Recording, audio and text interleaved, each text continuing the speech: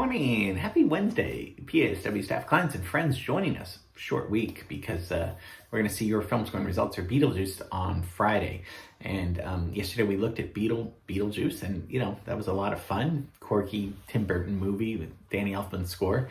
So results are already coming in. So get it to me by today. And I'm trying to think if there's any correlation, because we're going to be looking at pianists, jazz pianists, this week and next week. Correlation between Danny Elfman and jazz pianists. Maybe there's a little bit of jazz influence from Danny Elfman, but I can't really think of anything kind of brilliant to say about it. But we're going to look. I'm going to revisit some pianists today, a pianist today and tomorrow. And then next week but I kind of want to start, we're going to talk about Thelonious Monk today, talk about Art Tatum tomorrow. Then we're going to go more into later jazz in the late 50s, 60s. So we're just going to talk about some of their similarities, their differences. So today, let's revisit Thelonious Monk.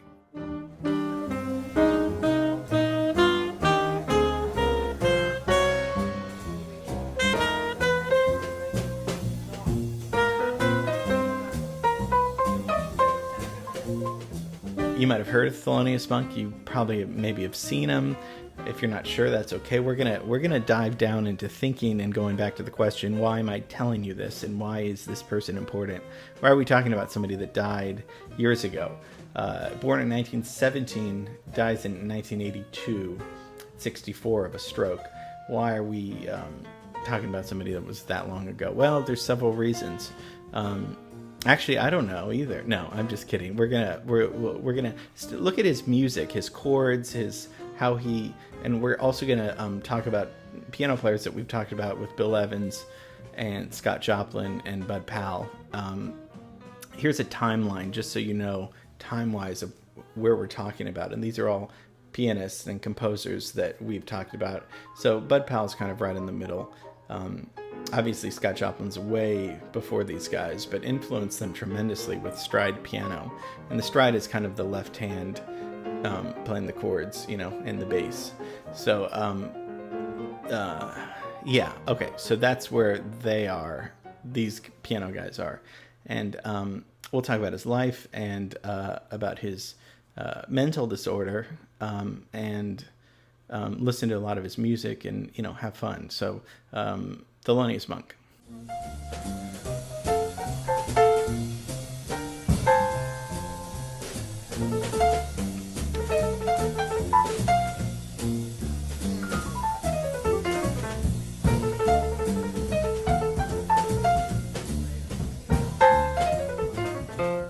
As you'll be hearing, he doesn't sound like other piano players, and it sometimes sounds like some people will say, well, he doesn't know how to play the piano correctly because his technique is so unconventional. He actually did know how to play the piano extremely well and started playing at age 6 and took lessons from a neighbor and read music very easily and would watch his sister play and would get inspired by her, much like Bill Evans would peek in on his older brother practicing, and he would come to, of course, that would be his main goal the rest of his life, was to play the piano. So so he's born in North Carolina. That's where Coltrane's born 2 years later. But and so let's go from the music center downtown to North Carolina, all the way across the country. But he moves to New York City, and that's where he spends all of his life.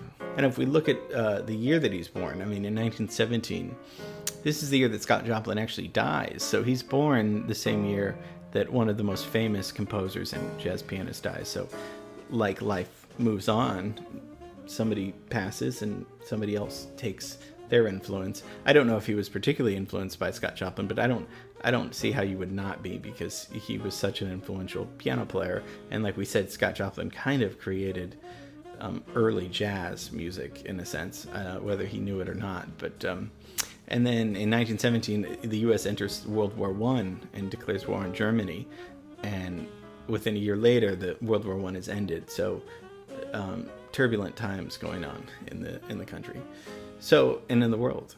But he goes to New York, and he's self-taught, but he also studies a lot of theory and gets his music training that way. And at 13, he had won so many amateur competitions at the Apollo Theater that they would have every week. He won so many that he was banned from re-entering again. So very good already at age 13. In the early to mid 40s, he's the house pianist at Minton's Playhouse. Minton's Playhouse is was a very important place for the start of bebop. And we've talked about the king of bebop, right? The saxophonist Charlie Parker. But Monk was in there just as much, almost as Charlie Parker, in creating a new sound, along with Dizzy Gillespie. It was Dizzy Gillespie, Charlie Parker, and Monk. Obviously a few others, but Monk was right up there as a pianist, just before Bud Powell too came in. If you remember Bud Powell, one of the things was that he would play like Charlie Parker. So Charlie Parker would play fast runs on the saxophone. Bud Powell would play them fast on the piano. Monk can do all those things, but he's going to be innovative and do something else. Much like Miles Davis, he wouldn't be he could play fast like Dizzy Gillespie, but he wouldn't play as fast. Why do that? Do your own thing. He was innovative too, and we're going to see how he used space in his soloing and other ways where he doesn't sound anything like Bud Powell. While Bud Powell and other pianists were influenced by Art Tatum, who definitely was influenced by Scott Joplin, Monk was more influenced by Duke Ellington. And Duke Ellington was, a songwriter, band leader, as you know, because Monk would go on to write several songs and kind of writing a lot of the bebop material. Now, it's weird because we label bebop, and but at the time, I'm not sure if they would call it that. Charlie Parker and Monk.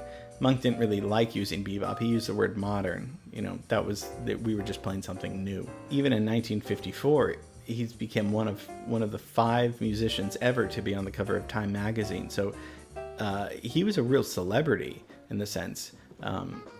People would come and they'd pack houses. They'd come and see him. And if we take a look at some of his performances, you can see why sometimes people would come and see him.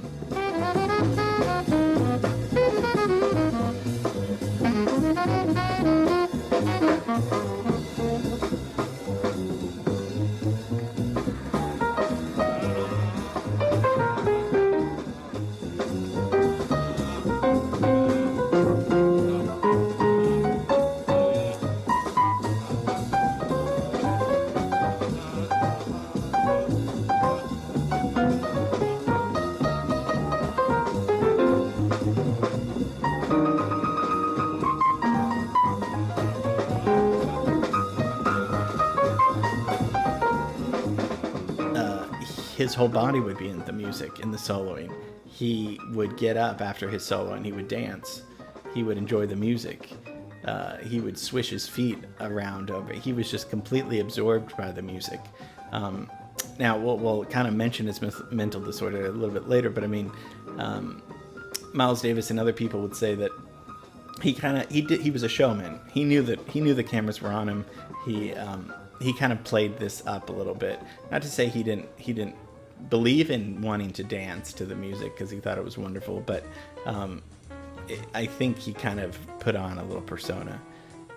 And his style was very new. He would flatten his fingers when he played the piano. He would get his elbow. He would use his elbows and his arms to get the sound that he wanted, and not because he couldn't play or that he was. Obviously he could play, but he was trying to find different ways of getting sounds out of the piano, where it wasn't avant-garde really, because what he was playing was very musical and very playful and sparse, and at times he would completely, he would play a solo in the song, and then he would completely lay out while the saxophonist, usually John Coltrane or Johnny Griffin, would solo. That was really different back then. Usually you have bass, drums, piano, soloist, and then when the soloist plays, they're all kind of accompanying. He would just kind of leave. He would either dance or he just would let them do their own thing. And then when he would come back, he would usually play the melody again and playing it differently, and then soloing off that. It was disjointed, but also super interesting. I mean, he's an artist. There's no right or wrong way to play something. Just because people, play behind the soloist usually doesn't mean that's the rule. And if we think of Bill Evans, remember he was famous for incorporating Debussy and the French composers, and also the rootless notes. So if you have a C, E, G, he might start in a different inversion, E, G, C, right? I mean, so those were kind of the things. If we think of Bud Powell, he played like Charlie Parker. He also played disjointed too, sometimes. Not as much as Monk did. Monk, you could hear that his personality was really in his piano playing. It was quirky, offbeat, eccentric, funny, dark though too. A little unsettling, but I think people were intrigued by him. But what he did was, okay, so if he had a chord, let's say he had a C major 7 chord, okay? If he had a chord, he would take away the third and the fifth. And sometimes he would play 2-note chords, okay? So he would keep the major 7. So he would have a C and a B. So a C major 7 chord is C, E, G, B, right? He'd take out the third, which is E, take out the fifth with his G, and you're left with 2 notes, C and B. Now, C and B is dissonant because together as a chord it sounds pretty, but when you put both C and B, they're just a half step apart. That's why his sound sounds so different than other people. He's not just playing full, tertian chords where it's just stacked. He's finding a new way of playing chords on the piano that really made his sound original. I mean, this is the 40s, 50s. So, I mean, people may have thought that he was schizophrenic. It seems like there was some autism, there was bipolar, definitely. And unfortunately, he was just at a time when doctors didn't understand it yet. I mean, they would use shock therapy. I think people said that he had bad prescriptions and bad things prescribed to him that would make him, lethargic or make him high. And it didn't sound like he was into drugs or drinking at all. It just sounded like he had a mental, disability, and I think that they couldn't diagnose it. And also because he was black, they probably didn't really try as hard as they would with a white person, as sad as that is to say, in New York in the 50s. I mean, he kind of was walking around like a crazy man, and they probably just didn't. So, I mean, it's really sad that he never really found the right treatment. But like Miles said, and other people have said, he was a very gentle, nice guy, and he wasn't as eccentric when the camera wasn't on him or something. He was kind of just a regular father at home and would just constantly practice. What I really love about Monk is that he introduced me to a chord that I use all of the time. I don't want to say he's the first one to use it, but it's very evident in one of his compositions called Ruby, My Dear. This chord is one of my favorite chords. It's not a major 7 chord, because I know people that know me kind of know that that's my go-to. This is kind of in a passing chord almost. In Ruby, My Dear, he comes up with a flat 9 chord. Now, flat 9 is one of my favorite chords. So listen to, here's just a dominant 7 chord. Nice and simple, right? 7th chord. 7th chord's so let's say that's a 5-7 chord, and let's resolve it to the tonic, to the root, like this. You see how that's gonna resolve nicely. If we're in C, G is the dominant, right? So we're gonna have G, B, D, F. Okay? And then it's gonna resolve to C, right? C, E, G. Okay. Let's do a flat 9 instead. Let's go back to our G. We're gonna do G, B, D, F. The 9th of that is A, but flat means to go down, to lower, right? So what does that give you? That gives you an A flat. But how would a G and an A flat sound? It's going to sound dissonant. So let's actually take the lower note. Let's go A flat, B, D, F, and resolve it to C. I loved that chord. I use flat 9 chords all the time because it sounds, a 5 to a 1 sounds good. A flat 9 to a 1 just sounds, something's dissonant and then it resolves beautifully. That's what I love. I got that flat 9 chord from him. That's what I love about him. Monk's famous for saying, and you probably heard this, but it's attributed kind of, I think, first off to Monk. And he said that the piano ain't got no wrong notes. And you probably heard that there aren't any wrong notes in jazz. And that's probably, that's true. But what does that mean? Obviously, there's got to be right and wrong in the world, right? We don't want to be mean to people. We want to be nice to people. Okay. Now, when it comes to art, like we've talked about, Joe and I talked about, you can't be kind of on pitch. You're either on pitch. So we're not talking about that. What do you think he meant by that? There aren't any wrong notes on the piano. Well, if you're composing something, if you're coming up with something completely creative and unique, nobody can say, well, that's wrong. You can't do that. So it gives you a tremendous amount of freedom. If you do want to sing off key, and this is your song and you want to sing off key, sure. Sing off key, that's what you're doing. If you're interpreting something or playing somebody else's song or reading Shakespeare or something, you can't. There is something wrong about it. But I think what he was saying, there aren't wrong notes in music. What he was saying is that when it's your creation, just like Picasso, you wouldn't say, well, the sky could never be a different color than blue. The sky's blue. No. So I think he was thinking of art. So when all of us are creative, when you're creating, don't let no, you can't do that. Don't let those thoughts come into you when you're being creative, when you're writing a song, when you're writing poetry, when you're making a movie, when you're writing a screenplay. Sure, there are guidelines. Guidelines are good. But nobody can tell you that something is right and wrong with art. Just remember that. That's why I won't go into censorship, but that's why censorship in art really bothers me, because nobody can say that. That's one of our great freedoms about our imagination and art, is that there are no wrong answers when it comes to that. If we're talking about a stop sign, yes, there's right and wrong. You got to stop at a stop sign.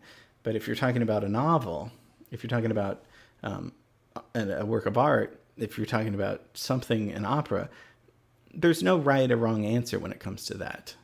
So I think that's what Monk was. What do you think? Tell me what you think maybe he was saying. Because again, there's no right or wrong answer to what I'm saying about him playing the wrong notes. Do you see how contemplation's better than argumentation? I read that years ago in college, and that's by Bertrand Russell, probably my favorite philosopher. He said contemplation is better than argumentation. What do I mean by that? We know what it means to contemplate, right? To think about something, maybe over and over again. Argumentation is what? When you argue with somebody, right? Or with something that you are reading, and you say, no, I'm going to argue with that, something in the newspaper or whatever. He said, if you contemplate it instead of argue against it, you learn more. When you argue about something, you're not learning more. You're not learning as much as if you could contemplate it. I'm throwing a lot of ideas out here today, huh? Sorry, I should have stopped talking minutes ago, but you guys inspire me, and it gets me to think. So, a lot of stuff to think about. There aren't any wrong notes in music. No wrong notes in jazz. No wrong thoughts. Thoughts and feelings can't be wrong, for the most part. Okay. I've said too much. I mean, this is insane. What is this? Aren't we talking about Thelonious Monk? Okay, great genius player. So those are some of his playing techniques and his life, and what a genius he was. Amazing. Great documentary called Straight No Chaser on him that was in the 80s, and that's one of his compositions. So wrote some great songs, and yeah, changed my life, and will hopefully change yours. Listen to him. So I hope you enjoyed that. I mean, he sounded nothing like, it's so distinctive, so distinctive a sound. It's very cool when you hear an artist and you know, bam, that's them. There's no other question about it. His technique was very unconventional.